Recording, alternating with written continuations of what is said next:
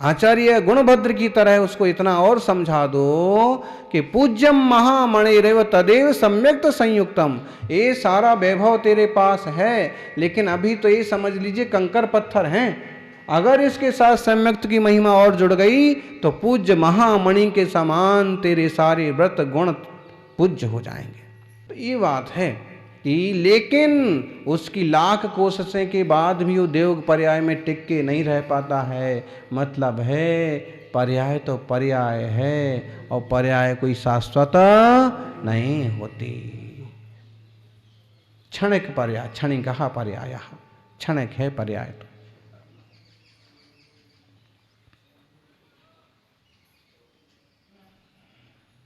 आचार्य देव समझाते हैं कि संसार के प्रपंच में हे जीव, तू बहुत तिरोहित हो गया, तू बहुत कमजोर हो गया, अब तुझे मार्ग ही ठीक से समझ में नहीं आता। इसलिए क्या कर, तो मार्गदर्शन करते हैं। मिथ्यात्वातंकवतो हिताहित प्राप्त्य नाप्ति मोक्षस्य बालश्चैव तवेयं सुकुमारैव क्रिया क्रियते। मिथ्यात्व रूप आतंक युक्त है, प्राप्ति अप्राप्ति हिताहित मूढ़। तू बालक बत अतः तुझे सुकुमार क्रिया कहता सम्मूढ़। ये कह रहे हैं कि अब तू बालक के समान है, इसलिए तुझे बालक के जैसा ही उपदेश देंगे। आत्मानुशासन बहुत महत्वपूर्ण ग्रंथ है, लेकिन सामान्य जनों के लिए भी बड़ी गहराई से बातें कही हैं। अब आचार्य देव ऐसी प्रतिज्ञा करते हैं कि जिस तरह की तेरी स्थिति है, वर्तमान में तेरी परिस्थिति है, सुनने समझने की योग्यता है, उसी ढंग से मैं उपदेश दूंगा। तो मिथ्यात्व रूपी महारोग से युक्त है और हिताहित की प्राप्ति अप्राप्ति में बालक के समान ना समझ है। बालक नहीं समझते हैं किस में हित है किस में अहित है, दौड़ पड़ते हैं, करने लगते हैं, चाकू पकड़ लेते हैं।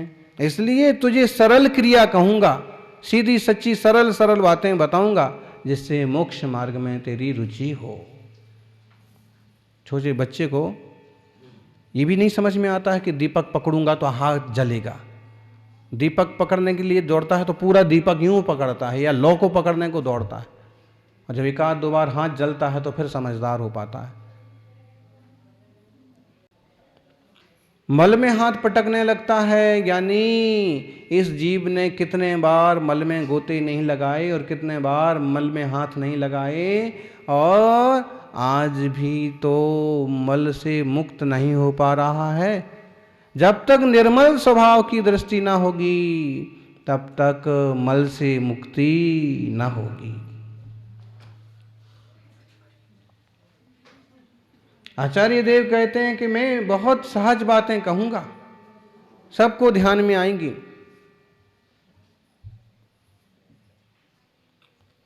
हम किसी भी ग्रंथ पर प्रवचन कर रहे हों, हमारी कोशिश यही रहती है कि सामान्य लोगों के लिए, सामान्य जनों के लिए और विद्वानों के लिए भी उसमें विषय कुछ ना कुछ प्रमेय आए, ध्यान में आए वस्तु व्यवस्था क्या है। जिन वाणी को छोटे बच्चे भी समझें और बड़े बुजुर्ग भी समझें, क्योंकि इसके अलावा आत्महित का कोई रास्ता नहीं है। मिथ्यात्व रूप महारोग से ग्रसित है तू। कौन सा रोग है?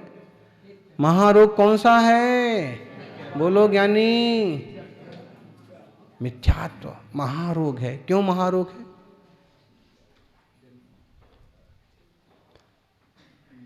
अब मिथ्या मल को धोने को निर्मल जल लाया हूं। मिथ्या मल सबसे बड़ी बीमारी मिथ्यात्व की। पहला गुणस्थान अनंत जीव राशि, सबसे ज्यादा कहां पर हैं जीव? कौन से गुणस्थान में हैं? मिथ्यात्व में। देखना, सबसे ज्यादा जीव राशि मिथ्यात्व गुणस्थान में है और फिर उससे कम जीव राशि सिद्धों में है। बाकी 2 से लेकर के 14वें गुणस्थान की जीव राशि बहुत कम है। क्या बात कही? माने हम जितने इंसान हैं दुनिया में अभी आजकल, सिद्ध इससे बहुत ज्यादा हैं, लेकिन बहुत काल में, अनादि काल से सिद्ध होते होते उतने सिद्ध हैं, संसारियों से तो बहुत ही कम है।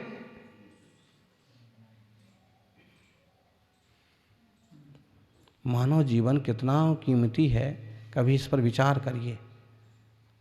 कुमारसार जीव कांड में आचार्य नेमिचंद्र जी ने लिखा कि 5 गुणा या 7 गुणा हैं सर्वार्थ सिद्धि के देवता, इंसानों से, मनुष्यों से, मनुष्यों से। क्या आपकी आबादी अगर 7 अरब है, मान लीजिए 10 अरब है, तो सर्वार्थ सिद्धि के देवता कितने हैं? उससे भी ज़्यादा हैं, 70 अरब। मतलब सबसे ऊंची क्वालिटी के देवता जो एक भाव में आकर के मोक्ष चले जाएंगे, इंसानों की गणना उनसे भी बहुत कम है। ऐसी बेश कीमती पर्याय प्राप्त है। अब इस पर्याय को पाकर के क्या करना है, ये विचार आपको करना। इस जीवन से हमें परमार्थ की यात्रा करना है कि पतन की यात्रा करना है। उत्थान तो यहाँ तक हो गया, 7 राजू आ गए, 7 राजू जितना तय हो गया। अब आगे की यात्रा करना है कि नीचे की, पीछे की यात्रा करना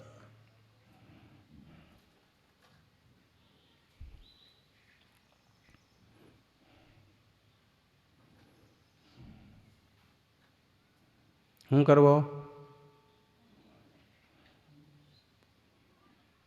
ज्ञानी तो यही कहेगा आगे की यात्रा करना है, संसार में नहीं डूबना है, आगे की यात्रा करना है। तो आगे की यात्रा की लायक मानसिक तैयारी भी तो करो, वाचनिक तैयारी भी करो, उसके योग्य जो मार्ग है उस मार्ग को भी तो समझो। हित अहित को नहीं जानने वाले महामिथ्या रूपी रोग से रोगी हे जीव, तुझे धर्म साधन का कोमल उपदेश देते हैं, सरल बातें बताते। लोगों ने एक धारणा बना ली है कि ग्रंथ कठिन है, कठिन है, कठिन है, सारे ग्रंथ कठिन हैं, संस्कृत प्राकृत में है, ऐसा है, वैसा है। अरे भाई, स्कूल की मोटी मोटी किताबें तेरे को याद हो जाती हैं, तेरे को समझ में आ जाती हैं, और जिनवाणी की सीधी सादी बातें ध्यान में नहीं आती। ये प्रमाद ही तो है, आलस ही तो है। घूमने के नाम पर दुनिया के किसी भी कोने में भटक के आ जाता है, और यात्रा के नाम पर शिखर जी की, गिरनार जी की बात करो तो बोलते हैं कि मेरे से इतनी सीढ़ियां नहीं चढ़ी जाती। प्रमाद ही तो है। आज भी तेरे को रुचि नहीं है आत्मकल्याण की। जाओ, सावधान हो। अगर मिथ्यात्व रूपी रोग का नाश करना है तो सम्यक्त रूपी औषधि को प्राप्त करने का पुरुषार्थ करना होगा। सबसे बड़ी बीमारी यही है, मिथ्या बुद्धि, खोटा अभिप्राय, विपरीत अभिनिवेश। और विपरीत अभिनिवेशम निरस्य सम्यक वयस्य निज तत्वम यत्तस्माद् विचलनम साये पुरुषार्थ सिद्ध्युपायोयम। पुरुषार्थ सिद्धि का उपाय क्या है? विपरीत अभिनिवेश का त्याग, सम्यक व्यवसाय का, आत्मशुद्धि के पुरुषार्थ का प्रारंभ, निज तत्व की जानकारी, निज तत्व की समझ, निजानुभव।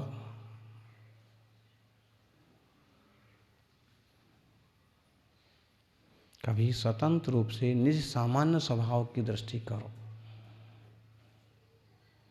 पर्यायों के पार त्रिकाली ध्रुव को लक्ष्य बनाएंगे। मालूम है सनत कुमार मुनिराज देवता को क्या कहते हैं? मेरी सबसे बड़ी बीमारी क्या है? ऐसे अद्भुत सौंदर्य के धनी की जब राज अवस्था में विराजे हैं तो इंद्र भी प्रशंसा कर रहा है, और तब भी वो देवता आए कि सचमुच ऐसे कोई सुंदर हो सकते हैं क्या इंसान? और देखा सचमुच सुंदर है। प्रशंसा भी कर दी कि महाराज अभी तो आप व्यायाम कर रहे हैं, धूल लग रही है शरीर पर, फिर भी आप बहुत सुंदर हैं। सनत चक्रवर्ती ग्रस्त हैं, और अभी चारित्र मोह तो है ही, और कह रहे हैं कि अरे तुमने रूप हमारा देखा कहाँ है। जब हार मुकुट पहन करके और सज सवर करके हम सभा में बैठेंगे और जब राजा लोग मस्तक नवाएंगे और जो महिमा बनेगी तब देखना। अभी तो तुमने हमें रास्ते में पैदल चलते देखा है, जब हमारी 10,000 लोगों की सभा लगेगी तब देखना हम कितने बड़े आचार्य है ना। ऐसे ही नापते हैं लोग, उनने भी ऐसे ही कह दिया। और वहाँ जा कर के उन देवताओं ने थोड़ा सा सिर हिला दिया कि सुंदर तो हैं लेकिन कुछ कमी है। चक्रवर्ती ने कहा कि वो आह्लाद, वो प्रशंसा कहाँ, प्रसन्नता कहाँ गई तुम्हारी, क्या हुआ? उन्होंने कहा महाराज कुछ तो कम हो गया। क्या कम हो गया? तब बहुत ज़्यादा सुंदर दिख रहे थे, एक लावण्य विशेष था, अभी इतनी जल्दी से क्या हो गया?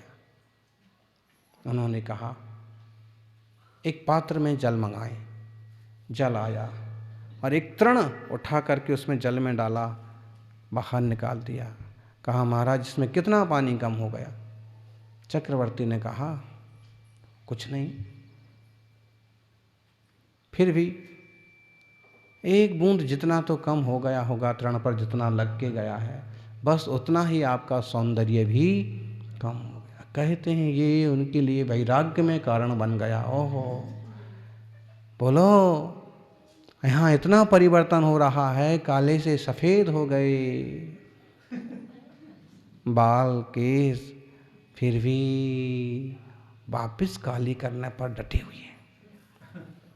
बड़ी सारी बीमारी आकर के चली गई, फिर भी गृहस्थी का संसार का मोह इतना सा भी कम नहीं, फिर भी कमाई में घुसे हुए हैं जबरदस्ती। थोड़ा तो शांति रख भाई, थोड़ा धैर्य रख, अब विरक्त हो। तीर्थों पर आकर के थोड़ा सा शालीनता का जीवन व्यतीत कर, भगवान की भक्ति कर। एकांत में जाओ, शिखर जी जाओ, गिरनार जी जाओ, अंदेश्वर आओ, शिवपुर जाओ, एकांत में जाओ और थोड़ा सा धर्म ध्यान करो, थोड़ी भक्ति करो।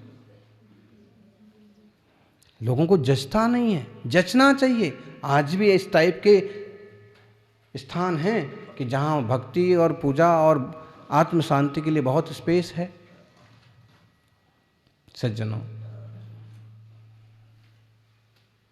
वैराग्य होते ही सब कुछ छोड़ करके चले गए और ऐसा गजब का तप चालू किया जो असाता में उदय आया ना, चक्रवर्ती कामदेव सनत कुमार जी के सुंदर शरीर को भी कुष्ठ आ गया। भाई कर्म के उदय किसी को छोड़ते नहीं हैं, कर्मों के दरबार में आपका कोई लेखा जोखा चलता नहीं है। आपने जो जो निमंत्रण दिया है, जो जो आश्रयबंध किया है, सब अपने अपने हिसाब से भोगना पड़ता है। किसी तप बल पर आपने उसका कुछ रूप बदल दिया, कुछ अपकर्षण उत्कर्षण कर दिया, कोई संक्रमण कर दिया, वो बात अलग है, वरना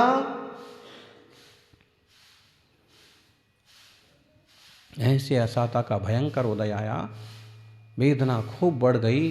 फिर भी वो आत्मदृष्टि संपन्न मुनिराज निरंतर स्वस्वरूप का संवेदन करते हुए निजाना भाव में ही मस्ता रहते। देह मारू नथी, हूँ देह नथी, हूँ आत्मा छू। मस्त उसी में मगन जंगल के बीच में विराजे हैं। वहाँ सौधर्मेंद्र की सभा में फिर चर्चा चलती है कि सनत कुमार मुनिराज जी जैसा कोई वैरागी जीव दुनिया में नहीं है। अब फिर उस देवता को अटपटा लगता है कि तब तो इतना राग था और व्यायाम हो रहा है, वो संवर रहे हैं, सज रहे हैं, सभा में अकड़ के बैठ रहे हैं, ऐसे कैसे हो सकता है? ऐसे कैसे हो सकता है कि सबसे वैरागी और सबसे भाववान और सबसे निर्मल आत्मा इस काल में? जाके देखना चाहिए कितनी निष्प्रहा है, कितनी वीतरागता है। और आकर के आवाज लगाना चालू कर दिया तो भी मुनिराज ने कुछ ध्यान नहीं दिया। बहुत बड़ा वैद्य हूँ और हर बीमारी के औसत मेरे पास है। जब चक्कर लगा लगा के हार गया तो चरणों में पहुँच गया और आप कहें तो मैं आपकी बीमारी सही कर देता हूँ। उन्होंने कहा ना भाई ना, आप कहिए, चुटकियों का खेल है, उन्होंने कहा कि इसे छोड़िए, फिर अगर तुम्हारे पास बहुत अच्छी औषधियां हैं तो मेरे जन्म जरा मृत्यु के रोग को खत्म कर दो। कहते हैं देवता असली स्वरूप में प्रकट हुआ, चरणों में पड़ गया, भगवान इसे तो आप ही खत्म कर सकते हैं, कोई और, आपकी वीतरागता को प्रणाम। ये सबसे बड़ी बीमारी है, मिथ्यात्व सबसे बड़ी बीमारी है, और जिनवाणी के अभ्यास से वो जाता है। जन सत्था तो अथम पच्चक खादी बुझते नियमा खी यदि मोहो बच्यो तम्मा सत्थम समझ दब्बम। मोह नष्ट होता है, इसलिए निरंतर जिनवाणी का स्वाध्याय होना चाहिए। इस जीव में कैसे कमजोरी आ रही है सो भी कहते हैं। विषय विषमासनोत्थित मोह ज्वर जनित तीव्र तृष्णस्य निःशक्तिकस्य भवतः प्रायः प्रियाद्युपक्रमः श्रेयान्। हे भाई, विषय रूपी विषम भोजन से उत्पन्न मोह रूपी ज्वर से पैदा होने वाली तीव्र तृष्णा के कारण तू शक्तिहीन हो गया है। विषय रूपी विषम ज्वर और इसके बल पर जो तीव्र तृष्णा होती है, इससे तुझे आत्मबोध के मामले में तू बहुत शक्तिहीन हो गया है। इसलिए तुझे शक्तिवान बनाने के लिए पेय आदि के क्रम से औषधि देना पड़ेगी। अगर कोई बहुत बड़ी बीमारी से उठ रहा है और तुम उसे घी पिला दो, उसे बढ़िया हलवा पूरी खिला दो, ना मरता होगा तो मर जाएगा। इसलिए वैद्यों का क्रम होता है कि उसे पहले गुनगुना पानी दिया जाए, पानी के साथ हल्का फुल्का भोजन दिया जाए, दलिया दिया जाए, खिचड़ी दी जाए, दाल का पानी दिया जाए, धीरे धीरे कोई छोटा सा दूध चालू किया जाए, और ऐसे जब उसमें कुछ शक्ति आने लगे तो फिर उसको भारी भोजन दो। हैं, घी स्वास्थ्य के लिए, ताकत के लिए बहुत बढ़िया होता है, और उसको पिला दो आधा किलो घी। शक्कर जरूरी है शरीर के लिए, नमक बहुत जरूरी है, बस पाव पाव भर औषधि रूप थोड़ा सा, कितना लगता है? 1 ग्राम नमक पूरे दिन भर के लिए पर्याप्त है। 5 ग्राम शक्कर पूरे दिन भर के लिए पर्याप्त है। अगर सामान्य जनों की बात करो तो 10 ग्राम घी पूरे 24 घंटे के लिए पर्याप्त है। और अगर मनमाने ढंग से स्वीकार करेंगे, मनमाने ढंग से उपयोग करेंगे तो स्वस्थ होने की बजाय बीमार पड़ेंगे। इसलिए आचार्य देव ने एक औषधि का क्रम जैसे बताया है, ऐसे ही कह रहे हैं कि हम तुम्हें कुछ ऐसी बातें बताएंगे प्रथमान योग की, चरणान योग की, जिसके बल पर तुम्हारी मोक्ष मार्ग की श्रद्धा बनेगी, आत्मशुद्धि होगी, आत्मा का कल्याण होगा। जय बोलिए पार्श्वनाथ भगवान की।